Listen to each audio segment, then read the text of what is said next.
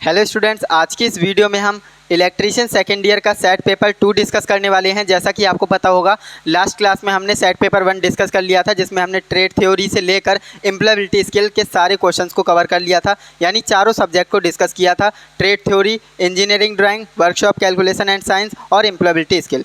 ठीक उसी पैटर्न को फॉलो करते हुए आज की इस वीडियो में हम इलेक्ट्रीशियन सेकेंड ईयर का सेट पेपर 2 डिस्कस करेंगे, जिसमें आपके trade theory, engineering drawing, WCS और इम्प्लॉयबिलिटी स्किल के 75 क्वेश्चंस होंगे। जैसा कि आपका पैटर्न CBT एग्जाम में रहता है ना, सेम टू सेम वही पैटर्न में रखने वाला हूँ इस सेट पेपर में। तो इस सेट पेपर को आप कंप्लीट करिए, आपको अपना स्कोर पता लग जाएगा और एग्जाम से पहले इस वीडियो को ज़रूर देख करके जाइएगा। ओके, तो चलिए दोस्तों, आज की ये शानदार वीडियो हम शुरू करते हैं। तो इस वीडियो का हमारा पहला क्वेश्चन कुछ इस तरह से रहने वाला है। कह रहा है डीसी जनरेटर में इंसुलेशन प्रतिरोध को बेहतर बनाने के लिए किस विधि का उपयोग करते हैं। जो डीसी जनरेटर होता है ना, तो उसमें हम इंसुलेशन को बेहतर बनाना चाहते हैं, इंप्रूव करना चाहते हैं इंसुलेशन को, तो हम किस मेथड का यूज़ करेंगे। तो आपको पता होगा, मशीन में गर्म हवा डालना है ना, blowing hot air in the machine. ये आपका राइट आंसर जाएगा ऑप्शन नंबर डी के साथ। मैंने आपको काफ़ी सारे क्वेश्चन सेट पेपर कराए हैं, तो उसमें मैंने आपको बता रखा है ऑप्शन नंबर डी हमारा राइट आंसर हो जाएगा। क्लियर है, चलिए आगे बढ़ते हैं नेक्स्ट क्वेश्चन की ओर। क्वेश्चन नंबर 2 हमारा क्या कह रहा है। क्वेश्चन नंबर 2 कह रहा है कि जो स्व उच्छेदित डीसी जनरेटर होता है ना, जो सेल्फ एक्साइटेड होता है ना, कह रहा है कि सेल्फ एक्साइटेड डीसी जनरेटर में अवशिष्ट चुंबकत्व की क्या आवश्यकता है। जो सेल्फ एक्साइटेड जनरेटर होता है, तो उसमें हम जो चुंबकत्व है, अवशिष्ट चुंबकत्व, रेजिडुअल मैग्नेटिज्म, तो उसकी क्या ज़रूरत है। क्या वोल्टेज के निर्माण करने में, या फील्ड करंट को कम करने में, या आर्मेचर करंट को कम करे, या निरंतर आउटपुट वोल्टेज बनाए रखे। तो इसका आंसर किसके साथ जाएगा, वोल्टेज निर्माण में। किसमें, वोल्टेज निर्माण में इसका यूज़ होता है। तो ऑप्शन नंबर ए आपका राइट आंसर आ जाएगा। यहाँ पर किसी को कोई दिक्कत नहीं होगी, काफ़ी बेसिक क्वेश्चन था। इसके बाद क्वेश्चन नंबर 3 की बात करते हैं। क्वेश्चन नंबर 3 हमसे कह रहा है कि डीसी मशीनों में वे दो कौन से बिंदु होते हैं जो ब्रश संपर्क प्रतिरोध को मापते हैं। जो डीसी मशीन होती है, उनमें आपको बताना है कि दो कौन से बिंदु होते हैं जिससे हम उसका प्रतिरोध मापते हैं, है ना। तो मैंने आपको बताया है विपरीत ब्रश के, ये तो नहीं होगा। ब्रश और ब्रश होल्डर, ये भी नहीं होगा। ब्रश और आर्मेचर के बीच नहीं, बल्कि ब्रश और कम्यूटेटर के बीच का प्रतिरोध आपका राइट आंसर जाएगा। तो ऑप्शन नंबर सी हमारा यहाँ पर करेक्ट आंसर हो जाएगा। क्लियर है, चलिए आगे बढ़ते हैं नेक्स्ट क्वेश्चन की ओर। नेक्स्ट हमारा क्वेश्चन नंबर 4 है, और क्वेश्चन नंबर 4 हमसे कह रहा है कि जो डीसी जनरेटर होता है, इसके वोल्टेज निर्माण में विफल हो रहा है। जो डीसी जनरेटर है हमारे पास, तो वो वोल्टेज नहीं बना पा रहा है, वोल्टेज फेल हो रहा है बनाने में। तो दोस्तों याद रखेंगे, इसका right answer option number C के साथ जाएगा, जो कि है क्षेत्र प्रतिरोध क्रांतिक प्रतिरोध से ऊपर हो जाता है। जब हमारा डीसी जनरेटर वोल्टेज नहीं बना पाता है, तो इसका एक ही रीज़न होता है, उसमें जो क्रिटिकल रेजिस्टेंस होता है ना, वो फील्ड रेजिस्टेंस से क्या हो जाता है, ऊपर हो जाता है। ओके, तो ऑप्शन नंबर सी यहाँ पर क्या हो जाएगा, राइट आंसर हो जाएगा। चलिए, यहाँ तक कोई भी समस्या नहीं होगी। इसके बाद नेक्स्ट हमारा क्वेश्चन नंबर 5 है, और क्वेश्चन नंबर 5 काफ़ी इंटरेस्टिंग क्वेश्चन है। कह रहा है जनरेटर का नाम क्या है, इसका क्षेत्र आर्मेचर के समांतर है ना। आर्मेचर मेरे पास है, इस तरह से आर्मेचर होगा, है ना, और इसके समांतर में ही क्या है, फील्ड इस तरह से जुड़ी हुई है। तो क्या हो जाएगा, शंट जनरेटर हो जाएगा, क्योंकि ये पैरेलल में है और पैरेलल में होती है, तो शंट जनरेटर आपका राइट आंसर जाता है ऑप्शन नंबर ए के साथ। क्लियर है ना, यहाँ तक कोई भी दिक्कत नहीं होगी। इसके बाद नेक्स्ट आपका क्वेश्चन नंबर 6 है। क्वेश्चन नंबर 6 हमसे कह रहा है, यदि लोड बढ़ता है तो डीसी जनरेटर का टर्मिनल वोल्टेज कम क्यों हो जाता है। आपसे पूछा जा सकता है कि लोड बढ़ता है तो टर्मिनल वोल्टेज कम क्यों हो जाता है। आर्मेचर प्रतिक्रिया प्रभाव के कारण, बिल्कुल सही। जो आर्मेचर रिएक्शन होता है ना, इसी के कारण होता है ये। यानी आप जनरेटर पे लोड बढ़ाएंगे तो टर्मिनल वोल्टेज कम हो जाएगा। तो ऑप्शन नंबर ए आपका राइट आंसर जाएगा। आर्मेचर रिएक्शन जो होता है ना, आर्मेचर रिएक्शन इफेक्ट, उसके ही कारण ये ऐसा होता है।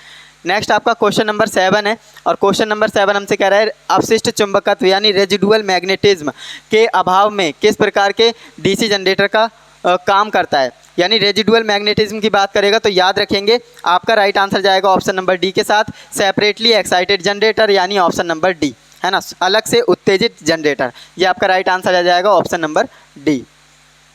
इसके बाद नेक्स्ट हमारा क्वेश्चन हमसे कह रहा है कि जैसा कि सर्किट में दिखाया गया है, जनरेटर का नाम क्या है। यहाँ पर ये आपके सामने एक चित्र दे दिया है, और चित्र वाली क्लास में मैंने आपको ये सारे चित्र करा रखे हैं, तो आपको चित्र वाली क्लास ज़रूर देख लेना चाहिए, क्योंकि उसमें मैंने 70+ आपके लिए चित्र वाले क्वेश्चंस को कराया है। ओके, तो इस क्वेश्चन में हमसे क्या कह रहा है, क्वेश्चन में हमें सिंपल बोल रहा है कि एक डायग्राम हमारे पास है, कह रहा है कि ये कौन सा जनरेटर है। तो भाई आपको दिख रहा है ये क्या है, आर्मेचर है, और आर्मेचर के ही पैरेलल में, आर्मेचर के पैरेलल में क्या जुड़ी है, फील्ड वाइंडिंग इस तरह से जुड़ी है, तो इसे हम शंट वाइंडिंग कहते हैं। तो ये आपका शंट जनरेटर हो जाएगा। कोई दिक्कत? ये आपका शंट जनरेटर हो जाएगा। ऑप्शन नंबर ए आपका करेक्ट आंसर हो जाएगा। क्लियर है? यहाँ तक किसी को भी कोई डाउट नहीं होगा। और जहाँ पर भी आपको डाउट लगे ना, कमेंट में ज़रूर पूछिएगा, मैं सारे कमेंट का रिप्लाई करता हूँ। ओके, इसके बाद नेक्स्ट हमारा क्वेश्चन नंबर 9 है। और क्वेश्चन नंबर 9 हमसे चित्र वाला क्वेश्चन दिया गया है। कह रहा है जैसा कि चित्र में दिखाया गया है जनरेटर का नाम बताइए। इसका आपको नाम बताना है, इसका नाम क्या है? तो भाई ये आपका आर्मेचर है, और ये आपकी सीरीज वाइंडिंग है, सीरीज फील्ड है, और ये आपका क्या है? शंट फील्ड है ना, जिसे हम एस से दर्शाते हैं। तो ये कौन सा जनरेटर हो जाएगा? ये आपका लॉन्ग शंट जनरेटर होगा। कौन सा? Long shunt compound generator. ऐसा क्यों? क्योंकि आप देखेंगे जब भी दो वाइंडिंग होती हैं, सीरीज वाइंडिंग और शंट वाइंडिंग, तो हम शंट वाइंडिंग को देखते हैं, शंट वाइंडिंग के दोनों टर्मिनल को देखते हैं कि वो किस किस को कवर कर रहा है। उसने कवर किस किस को किया है? आर्मेचर और सीरीज वाइंडिंग दोनों को। और दोनों को कवर करता है मतलब लॉन्ग शंट। अगर सिर्फ आर्मेचर को कवर करता है इस तरह से तो हो जाता है शॉर्ट शंट। क्लियर है? तो अभी हमारा राइट आंसर जाएगा ऑप्शन नंबर डी के साथ। क्लियर है? चलिए आगे बढ़ते हैं। नेक्स्ट आपका क्वेश्चन आ चुका है फॉर्मूले से रिलेटेड। आपसे कह रहा है कि भैया यदि वीटी टर्मिनल वोल्टेज ईजी उत्पन्न ईएमएफ, तो शंट जनरेटर जो डीसी शंट जनरेटर है इसके फील्ड करंट यानी आरएसएच का आपको फॉर्मूला बताना है क्या होता है। और मैंने आपको बताया सिंपल, आप ओम का नियम याद रखिए, V = IR। और यहाँ पर क्या आई, यहाँ पर आई के बराबर पूछना है ना, तो एक मिनट यहाँ पर आई के बराबर कर लेते हैं। तो I बराबर क्या हो जाएगा? V/R हो जाएगा। क्या हो जाएगा? I बराबर V/R हो जाएगा। और I बराबर V/R आपको यहाँ पर दिख रहा है, तो ऑप्शन नंबर ए आपका राइट आंसर है। इसे आप ओम के नियम से बड़े आसानी से याद रख सकते हैं, जो कि मैंने आपको एक ट्रिक बता दी, इस तरह से आप याद रख लेना। ओके, चलिए नेक्स्ट क्वेश्चन की ओर चलते हैं। इसके बाद नेक्स्ट हमारा 11 नंबर क्वेश्चन है। और 11 नंबर क्वेश्चन हमसे कह रहा है कि डीसी जनरेटर की दक्षता का फॉर्मूला क्या होता है। जो डीसी जनरेटर होता है इसकी दक्षता का फॉर्मूला आपको बताना है, एफिशिएंसी का फॉर्मूला क्या होता है ये आपको बताना है। तो चारों ऑप्शन आपके सामने हैं, यहाँ पर आपको आंसर बताना है इसका। तो मैंने आपको बताया इसका राइट आंसर क्या जाएगा? आउटपुट बटे आउटपुट प्लस लॉसेस, ये आपका राइट आंसर जाएगा। Output upon output plus losses, option number C आपका राइट आंसर जाएगा, है ना, ऑप्शन नंबर सी। इसके बाद नेक्स्ट हमारा 12 नंबर क्वेश्चन है। और ये हमसे कह रहा है किस हानि को ताम्र हानि कहा जाता है। कॉपर लॉस को और किस नाम से जानते हैं? तो याद रखिएगा, कॉपर लॉस तो सब लोग कहते हैं, लेकिन वेरिएबल लॉस कौन कहते हैं? स्मार्ट स्टूडेंट्स कहते हैं। तो ऑप्शन नंबर बी आपका राइट आंसर जाएगा, वेरिएबल लॉस। कॉपर लॉस को क्या कहते हैं? वेरिएबल लॉस भी कहा जाता है। क्लियर है? चलिए आगे बढ़ते हैं। नेक्स्ट हमारा 13 नंबर क्वेश्चन है। और ये हमसे कह रहा है कि डीसी जनरेटर की जो अधिकतम दक्षता है इसके लिए क्या शर्त होती है। जो डीसी जनरेटर हमारे पास है उसकी हमें हाई एफिशिएंसी चाहिए, अधिकतम मैक्सिमम एफिशिएंसी चाहिए, तो उसकी शर्त क्या होती है ये आपको बताना है, कौन सी कंडीशन होती है। तो मैंने आपको बताया था जो परिवर्तनीय हानि होंगी ना, वो क्या होंगी? निरंतर हानियों से अधिक नहीं बल्कि बराबर होंगी, है ना। तो बराबर कहाँ दिख रहा है? परिवर्तनीय हानि निरंतर हानि के बराबर होता है। बिल्कुल ऑप्शन नंबर डी के साथ जाएंगे, बिल्कुल करेक्ट आंसर हो जाएगा। जो वेरिएबल लॉसेस होते हैं वो कांस्टेंट लॉस के क्या होंगे? बराबर होंगे, तभी यह कंडीशन होती है। ओके, इसके बाद नेक्स्ट हमारा 14 नंबर क्वेश्चन है। और ये हमसे कह रहा है कि प्रतीक का नाम बताइए क्या है। यहाँ पर आपको एक प्रतीक दे रखा है, और ये चित्र वाली क्लास में मैंने सारे के सारे क्वेश्चंस को करा रखा है। तो बार बार आपसे बोल रहा हूँ चित्र वाली क्लास ज़रूर देख लेना, क्योंकि आपके एग्जाम में 15 से 20 क्वेश्चन चित्र वाले ही आएंगे, तो आप अपने नंबर फिक्स कर सकते हो वहाँ से। तो यहाँ पर ये कब बोल रहे थे, ये जी का मतलब क्या हो गया? जनरेटर, है ना। जी का मतलब क्या होगा? बड़े आसानी से समझाऊंगा। देखिए, जी का मतलब जनरेटर हो गया, इस लाइन का मतलब डीसी यानी डीसी जनरेटर। तो डीसी तो सब में ही दिया है, चलिए, और जनरेटर भी है। अब यहाँ पर दो तार हैं, तो ये क्या हो जाएगा? डीसी 2 वायर जनरेटर, है ना। तो 2 वायर सभी में दिया है, देखिए 2 वायर, है ना। तो इसने क्या किया है? स्मार्टली खेला है ना। तो अब हमें बताना है ये श्रृंखला जनरेटर है, स्थायी चुंबकत्व है, या फिर इलेक्ट्रोमैग्नेट है, क्या है। तो याद रखिएगा ये वाला जो सिंबल बना है ना, ये होता है किसका? परमानेंट मैग्नेट का। किसका? परमानेंट मैग्नेट का ये वाला सिंबल होता है। तो इसका राइट आंसर क्या हो जाएगा? Option number A. Option number A में क्या दे रहा है? ऑप्शन नंबर ए में है DC 2 wire permanent magnet generator. Option number A आपका क्या है? करेक्ट आंसर चला जाएगा। क्लियर है? चलिए आगे बढ़ते हैं। नेक्स्ट क्वेश्चन हमारा है क्वेश्चन नंबर 15। क्वेश्चन नंबर 15 हमसे कह रहा है डीसी मोटर के बैक ईएमएफ की गणना करने का सूत्र क्या होगा। जो डीसी जनरेटर है उसके बैक ईएमएफ की गणना कैसे करते हैं, उसका फॉर्मूला क्या होता है। तो मैंने आपको बताया था ईबी बराबर क्या होता है? ईबी बराबर V - IA × RA। क्या होता है? V - IA × RA। तो ये आपका फॉर्मूला होता है। कहाँ पर दिख रहा है ये आपको? V - IA RA वोल्ट्स, ये आपको दिख रहा है ऑप्शन नंबर सी में। तो ये आपका राइट आंसर चला जाएगा। क्लियर है ना। सारे क्वेश्चंस को बेसिक लैंग्वेज में समझा रहा हूँ जिससे कि आपको समझ में आ जाए, है ना, कहीं पर भी आपको डाउट नहीं होना चाहिए। तो नेक्स्ट हमारा क्वेश्चन कह रहा है शॉर्ट और ओपन सर्किट के लिए आर्मेचर वाइंडिंग का परीक्षण करने के लिए किस उपकरण का यूज़ करते हैं। तो यहाँ पर आप ध्यान से देखेंगे ना, तो यहाँ पर जो ग्राउलर होता है ना, ग्राउलर, उससे हम क्या करते हैं, शॉर्ट और ओपन सर्किट का टेस्ट करते हैं, है ना। शॉर्ट और ओपन सर्किट के लिए आर्मेचर वाइंडिंग का टेस्ट करते हैं, तो वो हमारा होता है एक्सटर्नल ग्राउलर। तो ऑप्शन नंबर सी हमारा राइट आंसर जाएगा, एक्सटर्नल ग्राउलर। चलिए आगे बढ़ते हैं। नेक्स्ट हमारा क्वेश्चन है, कह रहा है चित्र में दर्शाई गई डीसी मोटर की गति नियंत्रण का नाम बताइए। तो बहुत आसान क्वेश्चन है। यहाँ पर आप देखेंगे आर्मेचर है, और आर्मेचर को यहाँ पर कौन डाइवर्ट कर रहा है, यहाँ पर एक रेजिस्टेंस लगा रखा है, वेरिएबल रेजिस्टेंस, और ये क्या कर रहा है, आर्मेचर को डाइवर्ट कर रहा है, मतलब आर्मेचर डाइवर्टर मेथड, है ना। कहाँ पर दिख रहा है, ऑप्शन नंबर डी में मिल रहा है ना, आर्मेचर डाइवर्टर मेथड। तो ऑप्शन नंबर डी आपका क्या हो जाएगा, करेक्ट आंसर हो जाएगा, आर्मेचर डाइवर्टर मेथड। क्लियर है। चलिए नेक्स्ट क्वेश्चन की ओर चलते हैं। नेक्स्ट हमारा यहाँ पर क्वेश्चन नंबर 18 है, कह रहा है डीसी मोटर की गति की गणना करने के लिए सूत्र बताइए। जो डीसी मोटर की गति होती है उसे हम किस फॉर्मूले से कैलकुलेट करते हैं, ये आपको बताना है ना। तो यहाँ पर मैं आपको ऑप्शन दिखा देता हूँ। तो 4 ऑप्शन आपके सामने हैं, तो याद रखेंगे इसका फॉर्मूला क्या होता है। जो फाई है ना, वो फाई नीचे होता है ना। यहाँ पर फाई ऊपर दे रखा है तो ये नहीं होगा, यहाँ पर भी फाई ऊपर दे रखा है, ये भी नहीं होगा, यहाँ पर भी फाई ऊपर दे रखा है, ये भी नहीं होगा। ऐसे आप एलिमिनेट भी कर सकते हो, है ना। तो ये आपका right answer option number A के साथ जाएगा। हमारा फॉर्मूला होता है इस तरह से, एन बराबर के क्या होता है, कांस्टेंट होता है, और ई बी अपॉन फाई हो जाएगा। तो ये हमारा फॉर्मूला हो जाएगा। ओके, तो ऑप्शन नंबर ए यहाँ पर क्या है, राइट आंसर है, तो इसे आप याद रखेंगे। चलिए आगे बढ़ते हैं। नेक्स्ट हमारा क्वेश्चन है 19 नंबर, जो कि इंपॉर्टेंट क्वेश्चन है, एंड यहाँ पर स्टूडेंट्स गलती करते हैं। देखिए डीसी जनरेटर में जो आर्मेचर है, इसके घूर्णन की दिशा निर्धारित करने के लिए किस नियम का यूज़ करते हैं। तो डीसी जनरेटर और नियम की जहाँ पर भी बात हो जाए, ध्यान रखिएगा, डीसी मोटर और यहाँ पर नियम, ये दोनों चीज़ें जहाँ पर भी आ जाएँ तो फ्लेमिंग के लेफ्ट हैंड रूल का यूज़ करते हैं। किसका, फ्लेमिंग लेफ्ट हैंड रूल। तो ये फ्लेमिंग के बाएँ हाथ का नियम, मतलब ऑप्शन नंबर सी आपका राइट आंसर जाएगा। अगर यहाँ पर होता जनरेटर, अगर यहाँ पर होता डीसी जनरेटर और नियम की बात करता तो हम जाते फ्लेमिंग के राइट हैंड रूल के साथ। तो इसे आप याद रखेंगे, मोटर की बात हो रही है इसलिए लेफ्ट हैंड रूल यहाँ पर लगाते हैं। तो हमारा राइट आंसर जाएगा ऑप्शन नंबर सी के साथ। चलिए आगे बढ़ते हैं। यहाँ पर चित्र वाला क्वेश्चन फिर आ रखा है। मैंने आपको पहले ही बताया चित्र वाले क्वेश्चन बहुत ज़्यादा पूछेगा। यहाँ पर देखिए, चित्र में दिखाए अनुसार डीसी मोटर का नाम बताइए। बहुत ही आसान क्वेश्चन है। यहाँ पर ये हमारे पास क्या है, आर्मेचर है, और आर्मेचर के पैरेलल में क्या लगा है, फील्ड वाइंडिंग लगी है, जिसे हम क्या कहते हैं, शंट वाइंडिंग कहते हैं, है ना। तो ये क्या हो जाएगा, डीसी शंट मोटर, है ना। क्या हो जाएगा, डीसी शंट मोटर। तो ऑप्शन नंबर ए आपका राइट आंसर हो जाएगा। इसके बाद नेक्स्ट हमारा क्वेश्चन नंबर 21 है।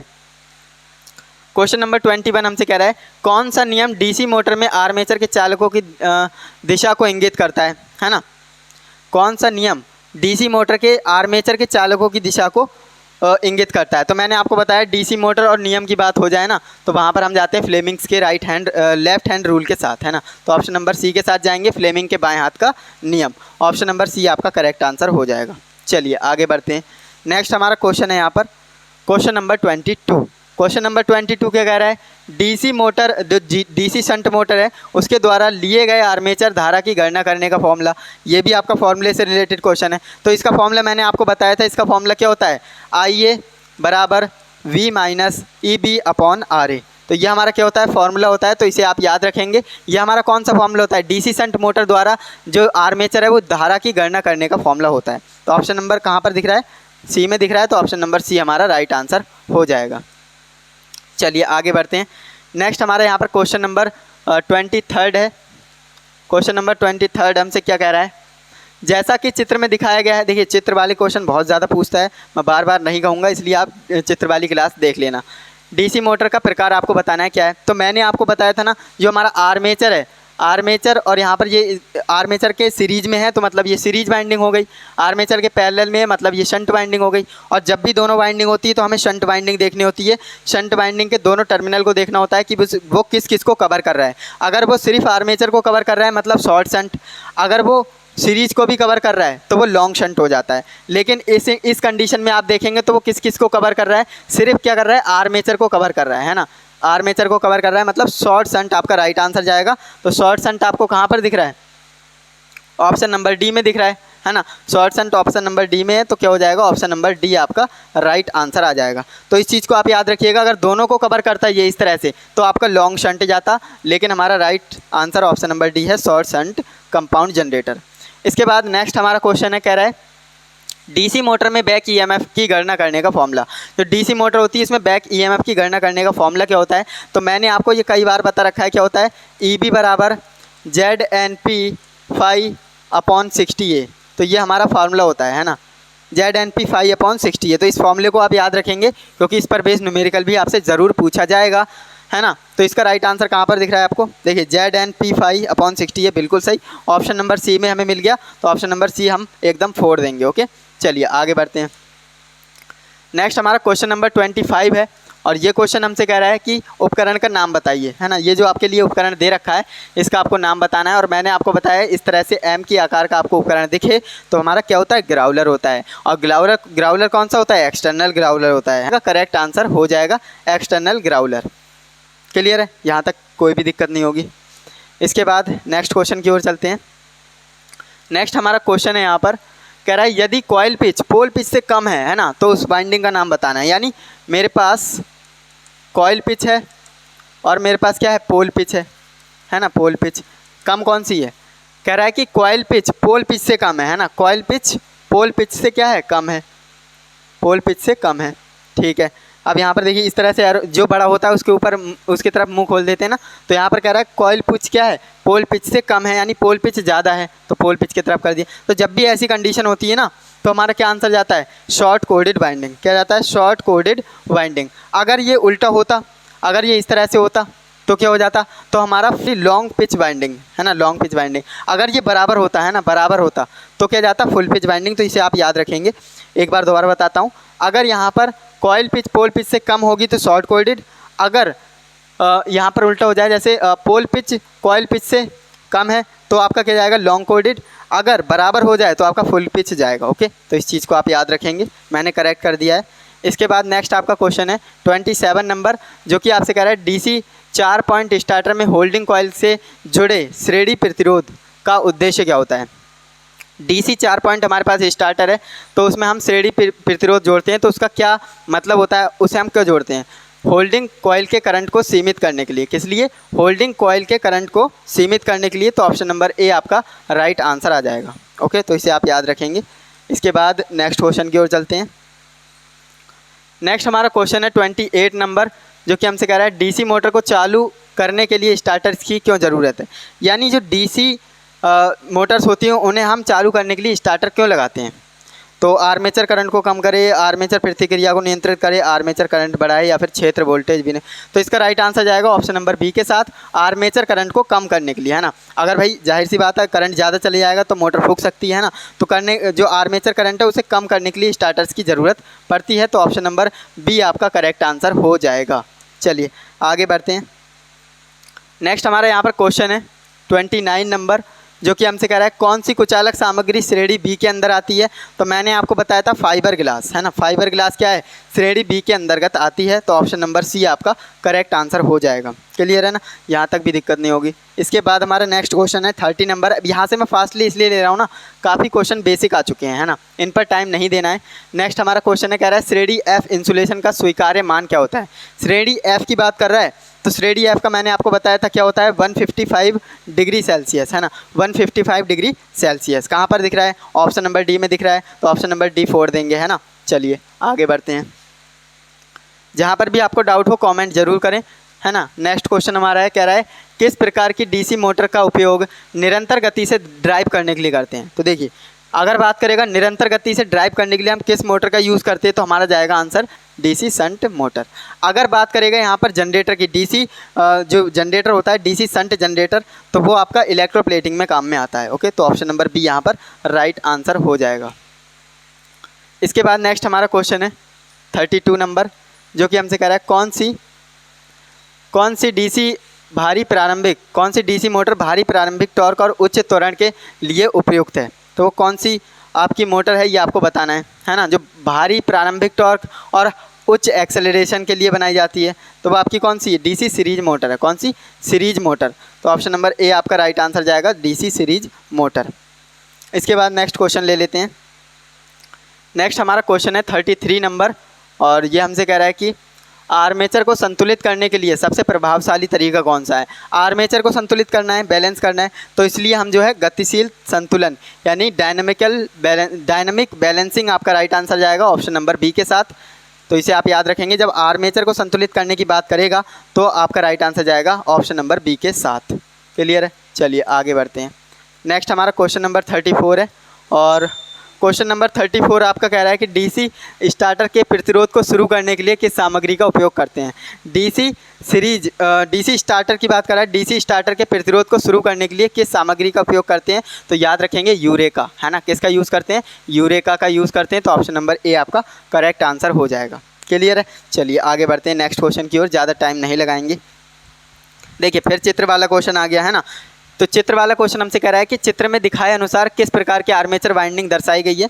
यहाँ पर आपको आर्मेचर वाइंडिंग दी गई है, इसका नाम आपको बताना है। तो देखिए ये फर्स्ट पॉइंट है, यहाँ से वाइंडिंग गई और यहाँ से तीसरे में चले गई, है ना। ये तीसरा पॉइंट है। इसके बाद दूसरे से गई, चौथे में आ गई, यानी एक एक का क्या आ रहा है? गैप आ रहा है। और जब भी एक एक का गैप आए तो डुप्लेक्स वाइंडिंग, दो दो का गैप आए तो ट्रिप्लेक्स वाइंडिंग, अगर तीन तीन का गैप आए तो क्वाड्रप्लेक्स वाइंडिंग। तो ये बात आप याद रखेंगे। तो यहाँ पर एक का गैप आ रहा है मतलब डुप्लेक्स वाइंडिंग, है ना। तो डुप्लेक्स लैप वाइंडिंग आपका राइट आंसर जाएगा ऑप्शन नंबर ए के साथ। क्लियर है? चलिए नेक्स्ट क्वेश्चन ले लेते हैं। यहाँ पर नेक्स्ट हमारा क्वेश्चन है 36 नंबर, जो कि हमसे कह रहा है चित्र में दिखाए अनुसार आर्मेचर के लिए कौन सा ग्राउलर परीक्षण दर्शाया गया है। तो यहाँ पर आप ध्यान से देखेंगे ना, तो ये हमारा एक्सटर्नल ग्राउलर है। कौन सा है? External Growler. मैंने आपको बताया था ये हमारा क्या है? आर्मेचर है। क्या है? आर्मेचर है ना। और अगर इसके ऊपर इस तरह से हेक्सा ब्लेड रखा होता, है ना, इस तरह से हेक्सा ब्लेड रखा होता तो ये शॉर्ट कॉइल टेस्ट होता। लेकिन अगर यहाँ पर हेक्सा ब्लेड नहीं है तो ये हमारा ओपन कॉइल टेस्ट है। क्या है? ओपन कॉइल टेस्ट है। तो हमारा राइट आंसर क्या जाएगा? Open coil test. तो देखते हैं कहाँ पर है। ऑप्शन नंबर ए में ही है, तो ऑप्शन नंबर ए हमारा राइट आंसर चला जाएगा ओपन कॉइल टेस्ट। क्लियर है? मैंने आपको बताया अगर हेक्सा ब्लेड रखा है ऊपर तो क्या हो जाएगा? तो शॉर्ट कॉइल टेस्ट हो जाएगा। और हेक्सा ब्लेड क्यों रखते हैं? जिससे कि जहाँ पर भी शॉर्ट होगी कॉइल तो वहाँ पर क्या हो जाता है? वो कंपन करने लगता है ना। जो हेक्सा ब्लेड है वो कंपन करने लगता है। तो ये बात आपको याद रखनी है। हेक्सा ब्लेड है तो शॉर्ट कॉइल टेस्ट, नहीं है तो ओपन कॉइल टेस्ट। नेक्स्ट आपका क्वेश्चन है 37 नंबर, कम्यूटेटर क्यों तेज़ी से चमक उत्पन्न करता है, यानी स्पार्किंग क्यों करता है? जो कम्यूटेटर होता है वो स्पार्किंग क्यों कर रहा है, आपको इसका रीज़न बताना है। तो गलत आर्मेचर कनेक्शन ऐसा नहीं है, घूर्णन की दिशा गलत ऐसा भी नहीं है, गलत फील्ड कनेक्शन ऐसा भी नहीं है, ब्रश की गलत स्थिति, ये इसका राइट आंसर जाएगा ऑप्शन नंबर ए, है ना। ऑप्शन नंबर ए आपका राइट आंसर जाएगा, ब्रश की गलत स्थिति। इसके बाद आगे बढ़ते हैं। नेक्स्ट हमारा क्वेश्चन है 38 नंबर, जो कि थ्योरी का लास्ट क्वेश्चन है। कह रहा है कि चलती हुई डीसी मोटर में प्रेरित ईएमएफ की सहायता से क्रिया क्या लागू है ना। जो करने की क्रिया क्या है, जो लागू को क्या करती है? लागू वोल्टेज का क्या करती है? विरोध करती है ना। लागू वोल्टेज का क्या करती है? विरोध करती है। तो ऑप्शन नंबर बी आपका करेक्ट आंसर आ जाएगा, oppose the applied voltage. Clear है? तो इस तरह से आपने देखा ट्रेड थ्योरी में हमने 38 क्वेश्चंस को कवर कर लिया है। तो स्टूडेंट्स, जैसा कि आपको मैंने बताया, आपने 38 क्वेश्चन ट्रेड थ्योरी के कवर कर लिए हैं। तो सबसे पहले आप क्या करेंगे, कमेंट बॉक्स में अभी जाइए और मुझे बताइए कि आपका क्या स्कोर रह रहा है। जैसे कि मुझे भी तो पता लगे, मैं इतनी मेहनत कर रहा हूँ, मैं भी अपने स्टूडेंट्स का स्कोर जानना चाहता हूँ। तो एक बार कमेंट जरूर करिएगा, मुझे देख करके अच्छा लगता है। ओके, तो कमेंट जरूर करना। तो इस तरह से हमने 38 क्वेश्चन को कवर किया है ना। इसी तरह से अब हम शुरू करने जा रहे हैं WCS, है ना। और WCS के कितने क्वेश्चन आते हैं भैया? 6 क्वेश्चन आते हैं। और इंजीनियरिंग ड्राइंग के भी 6 क्वेश्चन आते हैं। तो इन्हें हम बिल्कुल अच्छे से समझने वाले हैं। तो चलिए बिना टाइम वेस्ट किए आगे बढ़ते हैं, है ना। तो यहाँ पर आप देखेंगे, यहाँ पर हमारा वर्कशॉप कैलकुलेशन एंड साइंस का हमारा पहला क्वेश्चन आ चुका है ना। तो पहला क्वेश्चन क्या कह रहा है भैया? बेसिक क्वेश्चन आया, कह रहा है a - b का होल स्क्वायर। बताइए, बच्चों वाले क्वेश्चन है, कह रहा है a - b का होल स्क्वायर। तो किसे पता नहीं है? a² + b² - 2ab, है ना। ये हमारा फॉर्मूला होता है। लेकिन यहाँ पर एग्जामिनर थोड़ा सा स्मार्ट खेल रहा है। वो क्या कर रहा है? a² को ऐसे ही लिखा, फिर -2ab को उसने क्या करा? पहले लिख दिया, इसको पहले लिख दिया और इसको बाद में लिख दिया +b², है ना। इस तरह से तो ऑप्शन नंबर कहाँ पर दिख रहा है आपका? ऑप्शन नंबर ए आपका राइट आंसर चला जाएगा, है ना। ऑप्शन नंबर ए आपका राइट आंसर है, a² - 2ab + b²। क्लियर है ना। तो इस तरह से आपको सही अप्रोच लगानी है क्वेश्चन को सॉल्व करने की। इसके बाद नेक्स्ट हमारा क्वेश्चन है, ये भी बेसिक मैथमेटिक्स से क्वेश्चन आया है। तो ये हमसे कह रहा है, देखिए a पर कुछ नहीं है तो मतलब a की पावर 1, किसी की भी पावर कुछ नहीं होती है तो उसकी पावर 1 होती है। तो a की पावर 1 इंटू, ये x नहीं है, ये इंटू का साइन दिया है ना, इंटू a की पावर 2 इंटू a की पावर 3, इस तरह से बढ़ाते जा रहा है और a की पावर 4 पर इसने रोक दिया। अब ये कह रहा है भैया इसका वैल्यू बता दीजिए क्या होगा, और वैल्यू हम बता देंगे इसकी क्या होगी, क्योंकि हमने एक फॉर्मूला पढ़ा था भैया a इंटू ए, जो बेस सेम होता है तो पावर ऐड, यानी ए की पावर m और ए की पावर n हो और दो बीच में मल्टीप्लाई हो और बेस भी सेम हो तो पावर को ऐड कर देते हैं ए की पावर m प्लस n। और अगर डिवाइड हो तो क्या होता है, अगर डिवाइड हो तो क्या होता है, मैंने आपको बताया था पावर सब्ट्रैक्ट हो जाती है ना, इस तरह से। तो यहाँ पर हम इन्हें ऐड करेंगे तो क्या हो जाएगा, देखिए ए और इसके 1 + 2 + 3 + 4 इस तरह से हो जाएगा ना, क्योंकि बेस सेम है सभी का तो पावर को ऐड कर देंगे तो कितना हो जाएगा, ये 3 3 6 एंड 4 10 हो जाएगा, यानी ए की पावर 10। तो ये कहाँ पर दिख रहा है, ए की पावर 10 ऑप्शन नंबर 4 में है, तो ऑप्शन नंबर डी आपका क्या हो जाएगा, राइट आंसर हो जाएगा। तो दोस्तों हमारा नेक्स्ट क्वेश्चन कुछ इस तरह से है, कह रहा है कि कौन सा प्रतिबल है, यहाँ पर क्या बताना है हमें, इस प्रतिबल का नाम बताना है कि इस प्रतिबल का नाम क्या है। और ये मैंने आपको बताया, देखिए इस एरो की डायरेक्शन इधर है और इस एरो की डायरेक्शन इधर है और इसे क्या कहते हैं, शेयर स्ट्रेस कहते हैं। क्या कहते हैं, शेयर स्ट्रेस। तो ऑप्शन नंबर सी यहाँ पर राइट आंसर हो जाएगा, शेयर स्ट्रेस। चलिए आगे बढ़ते हैं नेक्स्ट क्वेश्चन की ओर। नेक्स्ट हमारा क्वेश्चन है 42 नंबर, कह रहा है विकृति की इकाई क्या होती है। और मैंने आपको बताया था कि विकृति की कोई इकाई नहीं होती है, ये यूनिट लेस होती है ना। तो नो यूनिट इसमें कहाँ पर दे रखा है, ऑप्शन नंबर डी में दे रखा है ना। तो यहाँ पर क्या हो जाएगा, ऑप्शन नंबर डी हमारा करेक्ट आंसर हो जाएगा। यूनिट है ना, नो यूनिट, तो ऑप्शन नंबर डी यहाँ पर करेक्ट आंसर है, तो इसे आप याद रखिएगा।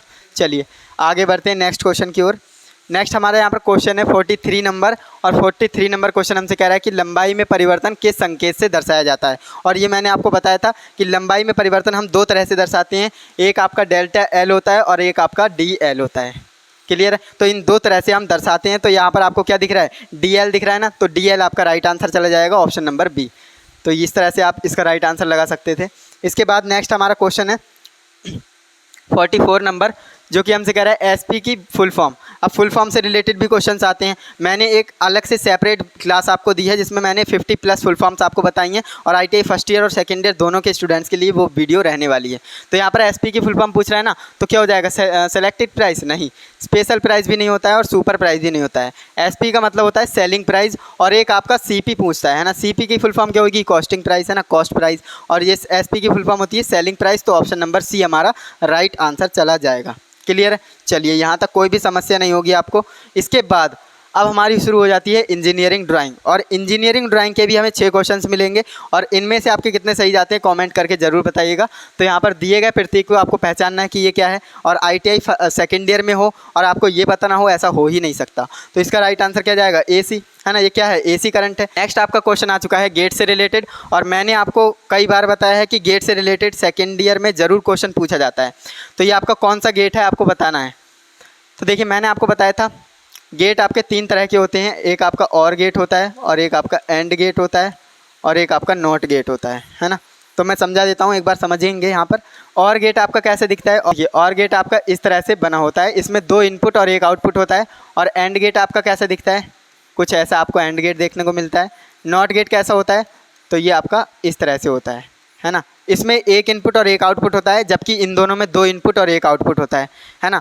अब इसकी एक्सप्रेशन भी याद रखेंगे, इसकी एक्सप्रेशन होती है a + b और गेट की, और एंड गेट की होती है a.b, और इसकी होती है a इनवर्स, है ना, a इनवर्स या a ट्रांसपोज।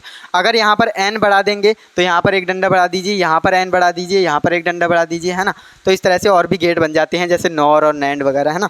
तो इस चीज़ को आप याद रखेंगे। तो ये अब आप बता देंगे कि इस गेट का नाम क्या है। तो ये हमारा कौन सा गेट है, ये हमारा एंड गेट है ना। तो यहाँ पर मैं आपको दिखा देता हूँ। तो एंड गेट आपको कहाँ पर देखने को मिल रहा है, ऑप्शन नंबर डी में, है ना, एंड गेट। तो ऑप्शन नंबर डी आपका करेक्ट आंसर हो जाएगा। क्लियर है, चलिए आगे बढ़ते हैं।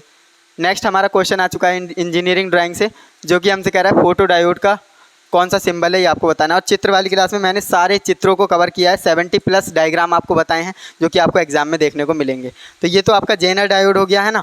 और मैंने आपको 2 डायोड के बारे में बताया था, उनसे रिलेटेड क्वेश्चन आता है, मैं आपको एक बार बता देता हूँ। सबसे पहले डायोड की बात करते हैं। तो ये आपका डायोड होता है, कुछ इस तरह से आपको देखने को मिलता है ना, ये आपका डायोड होता है। अब 2 क्वेश्चंस कैसे बनते हैं, एक आपका एलईडी से रिलेटेड बनेगा, लाइट एमिटिंग डायोड, और एक आपका फोटो डायोड से रिलेटेड क्वेश्चन बनेगा, है ना, फोटो डायोड। तो देखिए फोटो डायोड में क्या होता है, एरो की डायरेक्शन अंदर की ओर होती है ना, और एलईडी में क्या होता है, लाइट एमिटिंग डायोड में एरो की डायरेक्शन बाहर की ओर होती है। क्लियर है, तो ये आप याद रखेंगे। अब इसे याद रखने की ट्रिक बता दूं, तो ट्रिक आप इस तरह से याद रख सकते हैं। फोटो आपने अपने फ़ोन में फ़ोटो क्लिक किया तो वो कहाँ पर गया, आपके फ़ोन के अंदर गया ना, आपके फ़ोन के अंदर मेमोरी में जाकर स्टोर हुआ ना, तो अंदर गया, अंदर की ओर एरो की डायरेक्शन होती है ना। अब बात करते हैं एलईडी। तो एलईडी बल्ब आपने देखा होगा, एलईडी बल्ब क्या करता है, रोशनी बाहर की ओर फेंकता है ना, रोशनी बाहर की ओर फेंकता है मतलब एरो की डायरेक्शन बाहर की ओर। तो इस तरह से आप याद रख सकते हैं, ये एक ट्रिक है जिससे कि आप भूलेंगे नहीं, है ना। तो अभी आपको क्या बताना है, फोटो डायोड। और फोटो डायोड आपको कहाँ पर दिख रहा है, तो फोटो डायोड आपको दिख रहा है ऑप्शन नंबर सी में, है ना, ऑप्शन नंबर सी में दिख रहा है। ये आपका फोटो डायोड होता है, क्योंकि यहाँ पर एरो की डायरेक्शन क्या है, अंदर की ओर है। क्लियर है, चलिए आगे बढ़ते हैं। नेक्स्ट हमारा क्वेश्चन है यहाँ पर, ये क्वेश्चन कह रहा है निम्नलिखित में से कौन सा एसी अमीटर है। एसी अमीटर आपको बताना है। तो देखिए ये आपका मीटर का सिंबल होता है ना, और ए से अमीटर होता है, और एसी का सिंबल बना दीजिए, लो हो गया एसी अमीटर। तो सबसे सिंपल लैंग्वेज में आपको बताऊं तो ये आपका मीटर होता है ना, और ए से क्या होता है, अमीटर, और ये एसी बना दिए तो मतलब एसी अमीटर। क्लियर है, तो कहाँ पर दिख रहा है, ऑप्शन नंबर ए में है, तो ऑप्शन नंबर ए आपका करेक्ट आंसर आ जाएगा। इसके बाद बात करें यहाँ पर और ऑप्शंस की, तो ये आपका वोल्ट मीटर है ना, एसी डीसी यहाँ पर मेंशन नहीं किया गया है। ये आपका फ्रीक्वेंसी मीटर है, हर्ट्ज, ये आपका ओम मीटर है ना। चलिए आगे बढ़ते हैं। नेक्स्ट हमारा क्वेश्चन हमसे क्या कह रहा है, कौन सा डीसी मोटर का प्रतीक है। डीसी मोटर का प्रतीक पूछ रहा है ना, तो सबसे पहले मोटर की बात करें, मोटर को हम एम से दर्शाते हैं और डीसी का सिंबल लगा दीजिए, बस ये आपकी हो गई डीसी मोटर, है ना। तो ये आपका है DC motor, option number A में, है ना, ये आपका करेक्ट आंसर हो जाएगा डीसी मोटर। ये आपकी कौन सी मोटर है, ये आपकी एसी मोटर है। क्यों, क्योंकि यहाँ पर एसी का सिंबल बना हुआ है ना। इसके बाद ये आपका क्या है, जनरेटर है। अब ये एसी है डीसी है, यहाँ पर मेंशन नहीं किया है, यहाँ पर ये ओम मीटर है। ओके, मैं सारे ऑप्शंस को बताते हुए चलता हूँ जिससे कि आपको कन्फ्यूजन क्रिएट ना हो। इसके बाद नेक्स्ट हमारा क्वेश्चन आ चुका है, और ये हमसे कह रहा है भैया अगर 250 वोल्ट से कम वोल्टता होती है तो उसे हम क्या कहते हैं। 250 वोल्टता से कम वोल्टेज है तो उसे हम कहते हैं एलटी, मतलब लो टेंशन। क्या कहते हैं, लो टेंशन कहते हैं। तो ऑप्शन नंबर ए आपका राइट आंसर जाएगा, लो टेंशन। 250 वोल्ट से कम वोल्टता होती है तो उसे हम लो टेंशन कहते हैं। इसके बाद नेक्स्ट हमारा क्वेश्चन है 51 नंबर, जो कि हमसे कह रहा है मानसिक और शारीरिक गतिविधियों के बीच संतुलन बनाए रखने के लिए यहाँ से आपकी एम्प्लॉयबिलिटी शुरू हो गई, है ना। तो याद रखेंगे आपने WCS के भी 6 क्वेश्चंस को कर लिया है, इंजीनियरिंग ड्राइंग के भी 6 क्वेश्चंस को कर लिया है, यानी आपने 12 क्वेश्चंस यहाँ से कर लिए हैं। और 12 क्वेश्चंस में से आपके कितने सही गए हैं एक बार कमेंट करके ज़रूर बताइएगा। बाकी अब मैं एम्प्लॉयबिलिटी स्किल के बारे में चर्चा करता हूँ। तो कह रहा है मानसिक और शारीरिक गतिविधियों के बीच संतुलन बनाए रखने के लिए हमारी कौन मदद करेगा। तो भाई हॉबी तो मदद करेगी, हॉबी से हम क्या होंगे, मानसिक और शारीरिक गतिविधियों के बीच संतुलन बना पाएंगे। तो ऑप्शन नंबर ए आपका राइट आंसर जाएगा, है ना। रनिंग से कुछ नहीं होगा, वॉकिंग से कुछ नहीं होगा, रीडिंग से कुछ नहीं होगा, है ना। इसके बाद नेक्स्ट आपका क्वेश्चन है, ये हमसे कह रहा है कि एक अच्छे बायोडेटा के लिए जिन महत्वपूर्ण कारकों पर जांच करनी चाहिए वे कौन से हैं, है ना। अच्छे बायोडेटा की बात कर रहा है तो देखिए कागज़ की क्वालिटी से यानी पेपर क्वालिटी से कोई मतलब नहीं होता है ना। कंपनी का विवरण, इससे भी मतलब नहीं होगा। अट्रैक्टिव वर्ड डाल देंगे तो क्या ही हो जाएगा। हमें जो है वर्तनी व्याकरण संबंधित जो गलतियाँ होती हैं उनसे मुक्त एक रिज्यूमे बनाना है और सही जानकारी देनी है। तो ये आपका राइट आंसर जाएगा, ऑप्शन नंबर सी के साथ करेक्ट आंसर हो जाएगा। क्लियर है, चलिए आगे बढ़ते हैं। नेक्स्ट हमारा क्वेश्चन है 53 नंबर, जो कि हमसे कह रहा है उपयुक्त वर्णात्मक शब्दों से वाक्य को पूरा करें। The role model people to follow them, role model people to follow them, इसमें क्या आएगा, इसमें आएगा इंस्पिरेशन, है ना। देखिए पीपल क्या होते हैं, जो लोग होते हैं वो इंस्पायर होते हैं रोल मॉडल से, है ना। तो आपका राइट आंसर क्या जाएगा, ऑप्शन नंबर सी। क्लियर है, चलिए आगे बढ़ते हैं, यहाँ तक कोई दिक्कत नहीं होगी। नेक्स्ट आपका क्वेश्चन है यहाँ पर 54 नंबर, और ये क्वेश्चन हमसे क्या कह रहा है, किसी स्थान की परिस्थितियों जो किसी व्यक्ति या वस्तु के व्यवहार और विकास को प्रभावित करती है तो वो क्या कहलाती है। तो उसे हम एनवायरनमेंट कहते हैं, यानी पर्यावरण। भाई जैसे पर्यावरण में आप रहेंगे, जैसे एनवायरनमेंट में आप रहेंगे, उसी के अकॉर्डिंग ढल जाएंगे, है ना। तो आपका राइट आंसर क्या है, ऑप्शन नंबर बी आपका राइट आंसर हो जाएगा। क्लियर है ना, चलिए आगे बढ़ते हैं। नेक्स्ट हमारा क्वेश्चन है, कह रहा है किस तरह के व्यक्ति बहुत अच्छे व्यवहार, उपलब्धियों और नेतृत्व के उदाहरण होते हैं। तो यहाँ पर मैक्सिमम स्टूडेंट्स गलती क्या करते हैं, वो CSC लगा देते हैं, कस्टमर सर्विस एग्जीक्यूटिव, जो कि गलत हो जाएगा, है ना। सुपरवाइज़र भी नहीं होता है, IT इंस्ट्रक्टर भी नहीं होगा। आपका राइट आंसर जाएगा ऑप्शन नंबर सी के साथ रोल मॉडल, है ना। रोल मॉडल क्या होते हैं ना, बहुत अच्छे व्यवहार, उपलब्धियों और नेतृत्व वाले व्यक्ति होते हैं। ओके, चलिए ऑप्शन नंबर सी इसका करेक्ट आंसर है। तो नेक्स्ट क्वेश्चन हमारा कुछ इस तरह से है, कह रहा है कि रिक्त स्थान को उचित शब्द से भरें ताकि एक सार्थक शब्द बन सके, और इससे रिलेटेड भी क्वेश्चंस आते हैं। आपको एक सेंटेंस दे देगा, फिल इन द ब्लैंक्स रहेगा, उसमें आपको बताना है क्या आएगा। देखिए there a coffee shop the park, यहाँ पर क्या आएगा और यहाँ पर क्या आएगा आपको बताना है। तो देखिए कॉफ़ी शॉप क्या है, एक है ना, कॉफ़ी शॉप तो एक ही है, तो इज आएगा, आर नहीं आएगा, तो आर वाले तो पहले ही हटा दीजिए, है ना, आर वाले हटा दीजिए। अब यहाँ पर देखिए नेक्स्ट आएगा, ये नेक्स्ट टू, ये आपको सोचना है। तो देखिए नेक्स्ट टू यानी कॉफ़ी शॉप के बाद है तो नेक्स्ट टू आएगा, नेक्स्ट नहीं आएगा, तो ऑप्शन नंबर बी यहाँ पर करेक्ट आंसर आ जाएगा, ऑप्शन नंबर बी, है ना। यहाँ पर इज आ जाएगा और यहाँ पर नेक्स्ट टू आ जाएगा। क्लियर है, चलिए ऑप्शन नंबर बी इसका राइट आंसर हो जाएगा। इसके बाद नेक्स्ट हमारा क्वेश्चन है, और ये क्वेश्चन हमसे कह रहा है कि रिक्त स्थान को उचित शब्द से भरें ताकि एक सार्थक शब्द बन सके। कह रहा है rain water harvesting to prevent water scarcity. तो इसका राइट आंसर क्या आएगा, इसका आंसर जाएगा हेल्प्स, है ना, हेल्प नहीं बल्कि हेल्प्स जाएगा। तो ऑप्शन नंबर कौन सा, डी आपका राइट आंसर हो जाएगा, हेल्प्स। ओके, याद रखेंगे। इसके बाद नेक्स्ट हमारा क्वेश्चन है 58 नंबर क्वेश्चन हमसे कह रहा है भाई कि रिक्त स्थान को उचित शब्द से भरें ताकि एक सार्थक शब्द बन सके। तो इसमें कह रहा है देयर आर मैनी डू और don'ts be while preparing for attending an interview. अब यहाँ पर देखेंगे डू और डोंट्स जहाँ पर आ गया ना, डू और डोंट्स जहाँ पर भी आ गया मतलब वहाँ पर इंटरव्यू की बात हो रही है ना। तो यहाँ पर इंटरव्यू यहाँ पर दिया है, यहाँ पर दिया है, सब में ही इंटरव्यू दिया है, लेकिन यहाँ पर बात आती है कि फॉर्म कौन सी लगेगी, फर्स्ट फॉर्म थर्ड फॉर्म कौन सी लगेगी। देखिए तो देयर का तो कोई मतलब ही नहीं है, ये तो नहीं आने वाला। तो देखिए आइडेंटिफाइड थर्ड फॉर्म यहाँ पर लगेगी, आइडेंटिफाइड यहाँ पर आएगा और यहाँ पर एन इंटरव्यू आएगा, है ना, इंटरव्यूड नहीं आएगा। आपका आंसर जाएगा ऑप्शन नंबर डी के साथ, इंटरव्यू आएगा, है ना। तो ऑप्शन नंबर डी यहाँ पर आपका राइट आंसर हो जाएगा, इसे आप याद रखेंगे। नेक्स्ट आपका क्वेश्चन देख लेते हैं। नेक्स्ट क्वेश्चन है मिस कम्युनिकेशन से क्या हो सकता है ना, मिस कम्युनिकेशन से क्या हो सकता है भाई, जाहिर सी बात है गलतफहमी पैदा हो सकती है। ऑप्शन नंबर बी आपका राइट आंसर जाएगा, गलतफहमी पैदा हो सकती है। तो ऑप्शन नंबर बी आपका करेक्ट आंसर हो जाएगा। क्लियर है ना, चलिए आगे बढ़ते हैं। नेक्स्ट आपका क्वेश्चन है 60 नंबर, क्वेश्चन नंबर 60 हमसे कह रहा है प्रभावी संचार के लिए क्या आवश्यक है। प्रभावी संचार हमें करना चाहता है, इफेक्टिव कम्युनिकेशन करना चाहते हैं हम, तो हमारे लिए क्या आवश्यक है, क्या रिक्वायर्ड है, ये आपको बताना है। केवल सुनते रहना ऐसा भी नहीं करना है, केवल बोलते रहना ये भी आपको नहीं करना है, केवल ध्यान से सुनना ये भी नहीं, आपको ध्यान से तो सुनना है लेकिन बात भी करना है ना, ध्यान से सुनना और बात करना, ये आपका राइट आंसर जाएगा ऑप्शन नंबर सी के साथ। क्लियर है, चलिए आगे बढ़ते हैं नेक्स्ट क्वेश्चन की ओर। तो नेक्स्ट हमारा क्वेश्चन यहाँ पर 61 नंबर क्वेश्चन कह रहा है स्ट्रेस यानी तनाव क्या होता है। स्ट्रेस मतलब तनाव क्या होता है। भाई स्ट्रेस में आप आनंद होते हो क्या, आनंद से तो कोई मतलब ही नहीं है, आश्चर्य भी नहीं होते, आनंद की अनुभूति तो होती नहीं है। देखिए स्ट्रेस में क्या होता है, हताशा निराशा की भावना होती है ना, फ्रस्ट्रेशन होती है, डिसअपॉइंटमेंट होता है। तो ऑप्शन नंबर डी आपका क्या हो जाएगा, राइट आंसर हो जाएगा। चलिए इसके बाद नेक्स्ट क्वेश्चन ले लेते हैं। नेक्स्ट हमारा क्वेश्चन है 62 नंबर, क्वेश्चन नंबर 62 हमसे कह रहा है कि उच्च भावनात्मक बुद्धिमत्ता वाले व्यक्ति के पास होता है, जो हाई इमोशनल इंटेलिजेंस वाले पर्सन होते हैं तो उनके पास क्या होता है, फिजिकल स्ट्रेंथ या फिर ईगो या फिर बहुत सारे पॉजिटिव गुण। बिल्कुल सही, बहुत सारे सकारात्मक गुण होते हैं उनके अंदर, वो हमेशा पॉजिटिव सोचते हैं, कभी नेगेटिव नहीं सोचते। तो ऑप्शन नंबर सी ही आपका क्या हो जाएगा, राइट आंसर हो जाएगा। ठीक है, चलिए आगे बढ़ते हैं नेक्स्ट क्वेश्चन की ओर। नेक्स्ट क्वेश्चन नंबर हमारा 63 है, जो कि हमसे कह रहा है औपचारिक रूप से अपना परिचय देने की प्रक्रिया क्या कहलाती है। औपचारिक रूप से आप अपना परिचय दे रहे हो तो वो क्या कहलाएगा, सेल्फ इंट्रोडक्शन कहलाएगा, है ना, क्या कहलाएगा, सेल्फ इंट्रोडक्शन कहलाएगा। तो ऑप्शन नंबर ए आपका राइट आंसर हो जाएगा। क्लियर है ना, चलिए आगे बढ़ते हैं। इसके बाद 64 नंबर क्वेश्चन हमारा है, कह रहा है रिज्यूमे शब्द फ्रेंच भाषा से आया है, इसका क्या अर्थ होता है।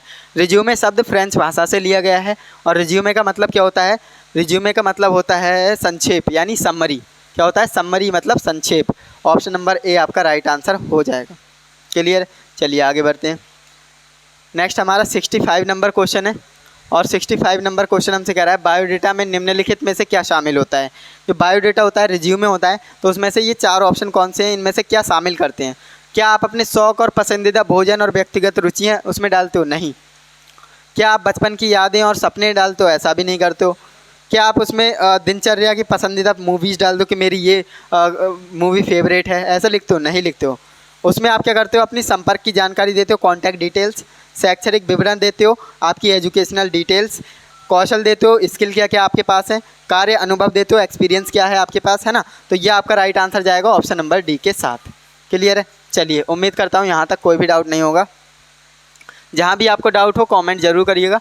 नेक्स्ट आपका क्वेश्चन है, नौकरी के लिए आवेदन करते समय कवरिंग लेटर को के माध्यम से पढ़ना आसान होगा।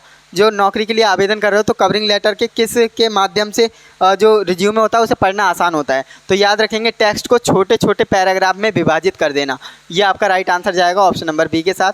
अगर आप टेक्स्ट को छोटे छोटे पैराग्राफ में बना करके लिखोगे तो जो इंटरव्यूअर है उसे देखने में आसानी होगी, समझने में आसानी होगी। तो ऑप्शन नंबर बी आपका करेक्ट आंसर हो जाएगा। इसके बाद नेक्स्ट हमारा क्वेश्चन है 67 नंबर, और ये हमसे कह रहा है कि बायोडेटा तैयार करने के बाद अगला महत्वपूर्ण कदम क्या होता है। आपने अपना बायोडेटा बना लिया, रिज्यूमे बना लिया, उसके बाद क्या करेंगे? उसके बाद देखिए यहाँ पर ऑप्शन में क्या कह रहा है, एम्प्लॉयर को बायोडेटा भेज देंगे। ऐसा नहीं करना है, आपको साक्षात्कार की तैयारी भी नहीं करनी, क्योंकि आपने अप्लाई तो किया नहीं जॉब के लिए, इंटरव्यू की तैयारी कैसे कर रहे हैं, है ना। नौकरी के लिए आवेदन भी नहीं करना है, आपको सबसे पहले कवर लेटर बनाना है। रिज्यूमे बनाने के बाद हम क्या करते हैं, बायोडेटा बनाने के बाद हम क्या करते हैं, एक प्रभावशाली कवर लेटर बनाते हैं। तो ऑप्शन नंबर बी आपका राइट आंसर जाएगा, है ना। आपको writing an effective impressive cover letter, आपको एक इम्प्रेसिव कवर लेटर बनाना है। इसके बाद क्या करते हैं, आपने रिज्यूमे बना लिया, कवर लेटर बना लिया, इसके बाद आप अप्लाई करेंगे किसी जॉब के लिए, फिर इंटरव्यू की तैयारी करेंगे, फिर आपको जॉब मिलेगी, है ना। तो ये होता है सीक्वेंस। इसके बाद नेक्स्ट हमारा क्वेश्चन है 68 नंबर, जो कि हमसे कह रहा है बायोडेटा की समीक्षा करते समय किस बात का ध्यान रखना बहुत ज़रूरी है। आपको बायोडेटा आप रिव्यू कर रहे हैं, किसी का रिज्यूमे रिव्यू कर रहे हैं, तो आपको किन बातों का ध्यान रखना है। यहाँ पर नौकरी पाने के लिए बहुत सारी जानकारी, या फिर ये आपके गलत आंसर हो जाएंगे। देखिए, वेतन के बारे में, या फिर नौकरी पाने के लिए अधिक जानकारी, या फिर रुचि और शौक, ये नहीं होता है, बल्कि नौकरी से मेल खाने वाले कौशल और योग्यताओं पर प्रकाश डालिए, है ना। ये आपको देखना है कि आपके नौकरी से मेल खाने वाले जो कौशल हैं, स्किल आपके पास वो है या नहीं, योग्यता आपकी कैसी है, वो आपको देखना है। तो ऑप्शन नंबर डी आपका क्या हो जाएगा, राइट आंसर हो जाएगा। इसके बाद नेक्स्ट क्वेश्चन की ओर चलते हैं। तो नेक्स्ट हमारा क्वेश्चन है 69 नंबर, जो कि हमसे कह रहा है नौकरी के लिए आवेदन करते समय कवरिंग लेटर में महत्वपूर्ण जानकारी का उल्लेख होना चाहिए, है ना। तो यहाँ पर देखिए उल्लेख होना चाहिए, है ना। तो इसका राइट आंसर क्या होगा, देखिए वेतन के बारे में नहीं लिखेंगे, शिक्षा का विवरण या फिर शौक नहीं होगा, वो आपका राइट आंसर जाएगा ऑप्शन नंबर सी के साथ। भूमिका के लिए आपको रीज़न देना है, जो आप अप्लाई कर रहे हैं जिस जॉब रोल के लिए, उसके लिए आपको जो आपको रीज़न देना है कि मैं इस जॉब रोल के लिए क्यों सूटेबल हूँ, है ना। वो आपको एक प्रॉपर रीज़न देना है। तो ऑप्शन नंबर सी आपका करेक्ट आंसर हो जाएगा। इसके बाद नेक्स्ट हमारा क्वेश्चन है 70 नंबर, और 70 नंबर क्वेश्चन हमसे कह रहा है कि फॉर्मल कम्युनिकेशन क्या होता है। फॉर्मल कम्युनिकेशन क्या होता है, दो तरह की कम्युनिकेशन होती है, इनफॉर्मल और फॉर्मल। फॉर्मल कम्युनिकेशन हम कहाँ करते हैं, जैसे हम ऑफिस में हैं वहाँ पर हम फॉर्मल कम्युनिकेशन करेंगे, या किसी बड़े से बात कर रहे हैं तो फॉर्मल कम्युनिकेशन करेंगे। इनफॉर्मल कहाँ हम दोस्तों यारों में अपने इनफॉर्मल कम्युनिकेशन करते हैं, है ना। तो ये बात आप जानते होंगे। तो देखिए, सभी लिखित कम्युनिकेशन फॉर्मल होती हैं, ऐसा ज़रूरी नहीं है। ये आपका राइट आंसर जाएगा, नियमों का एक सेट ऑफिशियल कम्युनिकेशन, है ना। यानी नियमों का एक सेट के बाद जो ऑफिशियल कम्युनिकेशन होती है उसी को हम क्या कहते हैं, फॉर्मल कम्युनिकेशन कहते हैं। तो ऑप्शन नंबर बी यहाँ पर क्या हो जाएगा, राइट आंसर हो जाएगा। क्लियर है। इसके बाद अब हम देखते हैं नेक्स्ट क्वेश्चन, जो कि हमारा 71 नंबर क्वेश्चन। ये हमसे कह रहा है कि निम्नलिखित में से कौन सा नौकरी साक्षात्कार में औपचारिक यानी फॉर्मल परिचय है, ये आपको बताना है। आप अपना इंट्रोडक्शन दे रहे हैं, तो नौकरी पाने के लिए जो फॉर्मल तरीका पूछा है, फॉर्मल कौन सा है। तो हे तुमसे मिलकर बहुत अच्छा लगा, तो ऐसा तो आप नहीं कहेंगे। हाय आपका नाम क्या है, ऐसा भी नहीं कहेंगे। हेलो आप इंटरव्यू शुरू कर सकते हैं, आप उन्हें बताएंगे कि इंटरव्यू कब शुरू करना है, तो ये भी आपको नहीं करना है ना। सुप्रभात सबसे पहले ग्रीट करना है। ग्रीट करने का मतलब होता है जो उस टाइम पर चल रहा है, जैसे गुड आफ्टरनून चल रहा है, गुड आफ्टरनून कहेंगे। गुड मॉर्निंग चल रहा है या गुड इवनिंग चल रहा है, जो भी चल रहा है आपको वो कहना है। सबसे पहले ग्रीट करेंगे, देन आप कहेंगे अवसर देने के लिए धन्यवाद। ये बिल्कुल सही तरीका है। तो ऑप्शन नंबर डी के साथ जाएंगे, यहाँ पर ऑप्शन नंबर डी इसका करेक्ट आंसर हो जाएगा। क्लियर है। चलिए आगे बढ़ते हैं।